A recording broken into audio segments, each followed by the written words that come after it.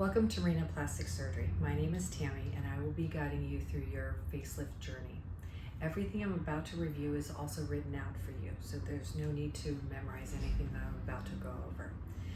Facelift surgery is not a painful one, it is a fragile one, and I will limit your activity and head movements. Either the night before surgery or the morning of surgery, you're going to be washing your hair with a special over-the-counter soap called HibaCleanse. It does not lather, so I will need for you to combine it with your shampoo. So 50% your shampoo, 50% this strong antibacterial soap. You'll wash it into your hair, underneath and behind your ear and underneath your neck. You will leave it on for a couple of minutes and then rinse it off. Really tilt back when you rinse it, because if this stuff gets in your eyes, it will irritate your eyes. Won't hurt you permanently, it'll just sting for a little bit. And then you'll come out of the shower, dry your hair, and that's it. There's no styling products or anything in your hair. Come to the surgery center in something very, very loose and comfortable that either buttons down or zips up, loose baggy pants, easy slip-on shoes.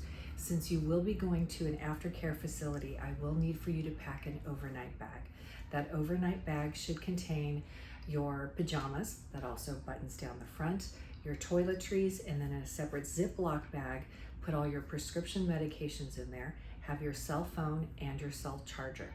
I do also recommend bringing a scarf, not an Hermes scarf, just some type of cotton scarf that you can cover your head with, so when you do go home the following day, your neighbors aren't looking at you, why do you have this big white dressing on? The morning of surgery, once you arrive to the surgery center, the nurses will bring you in, they'll have you changed, they'll put you into a gown and a lovely little pair of underwear. You'll meet with Dr. Perez again the morning of surgery. He will mark out and go over everything one last time.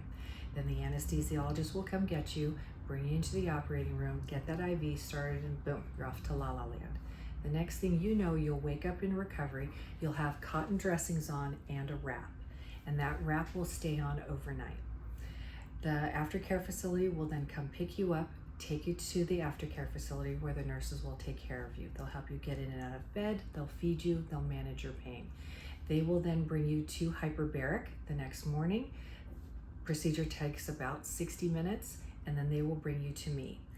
Once you come to see me, I will take all the dressings off, take the drain out, and put you into a light dressing that you can remove. I will let you start showering the next day, and it's with whatever your normal shampoo and conditioner is. I do not want you to blow dry your hair or style your hair or curl your hair, because this area of your face will be numb. And I have had patients in the past who have accidentally burned themselves, or when they're blow drying their hair out, actually pull and open on their incisions. So you're going to just basically look like lovely beachy wave hair for the next month after surgery. If you color your hair, you can color your hair 2 to 5 days prior to surgery, and then you'll be able to color it somewhere around 4 to 6 weeks after surgery. Now, you are sleeping on your back for the next month after surgery, and you're going to be sleeping elevated the first 2 weeks after surgery. And the reason for that, it just helps with lymphatic drainage. I will be sending you a link to a foam pillow wedge that I highly recommend for patients, because it is wider than your shoulder. It will suck you in, and it will not allow you to roll if you are a side or a belly sleeper. We will see you day of surgery, day after surgery, about 5 days after surgery, and I'm going to start to remove these incisions. And then I'll see you again at somewhere between 10 to 12 days after surgery to take out the remaining sutures.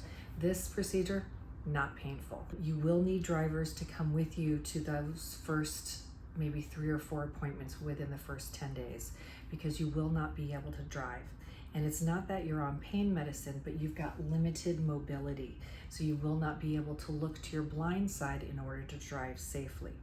Also, while you're at home, if you need to look at something over here, I will need for you to turn completely. I don't want you turning like this, because this will pull on the incisions behind your ears. Also, chin up the whole time for the first month after surgery. And the reason for that is I don't want you bending your neck down like this, because that will cause the skin not to lay properly. So always chin up. And if you do need to pick up anything off the floor, I do not want you going face first to pick it up. I want you doing it the ergonomically correct way, which is going down on bended knee. How your face will feel in the post-op phase. This area of your face will be numb. And over the course of the next 3 months, that area will get smaller and smaller and smaller. We do not move your ears. We don't change your ears. We're not doing anything to your ears. But your ears will be the one thing that will bother you the most during your recovery. You will feel like Dumbo.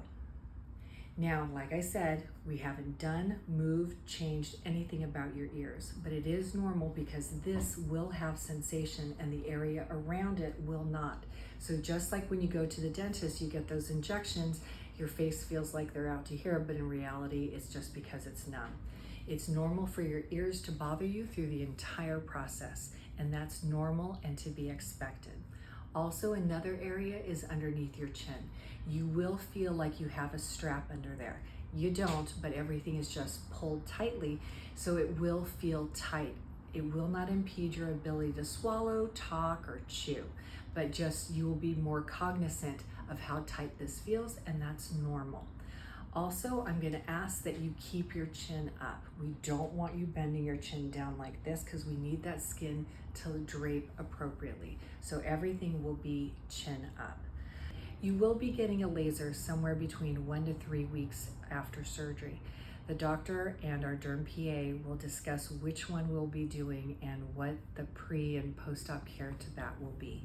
I highly recommend that you do a hyperbaric treatment either the night of or the next day after your laser because it will help reduce the swelling in the post-op phase.